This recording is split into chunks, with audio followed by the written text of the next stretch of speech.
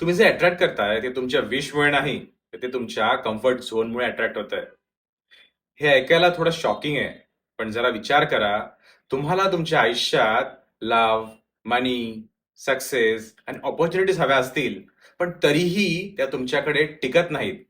कारण मॅनिफेस्टेशन फक्त थॉट्सवर नाही, तर तुमच्या सबकॉन्शियस कम्फर्ट झोनवर काम करतं.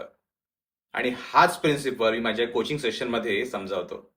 By the way, me Anurag, life coach, manifestation mentor.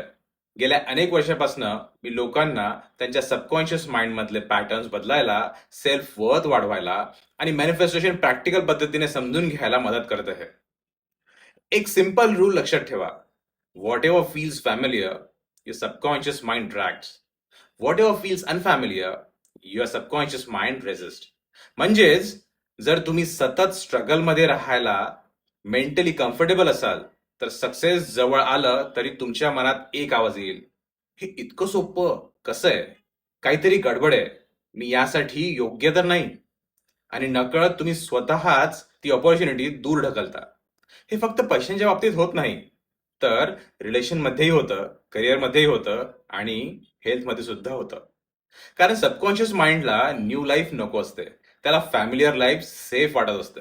म्हणून मॅनिफेस्टेशनचा खरा सिक्रेट युनिव्हर्सला कन्व्हिन्स करणं नाहीये, तर स्वतःच्या सबकॉन्शियस माइंडला नवीन रियालिटी कम्फर्टेबल करून देणं असतं. जेव्हा तुमचा सबकॉन्शियस माइंड लव्ह, मनी, सक्सेस आणि हॅपीनेस सोबत कम्फर्टेबल होतं, तेव्हा मॅनिफेस्टेशन एफर्टलेस वाटायला लागतं.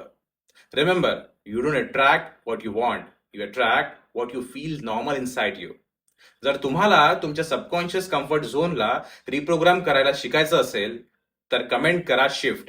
मी तुम्हाला हिलर्स क्लब कम्युनिटीची लिंक शेअर करतो. त्यामुळे तुम्हाला नेक्स्ट वीकमध्ये होणारं वर्कशॉप अटेंड करता येईल.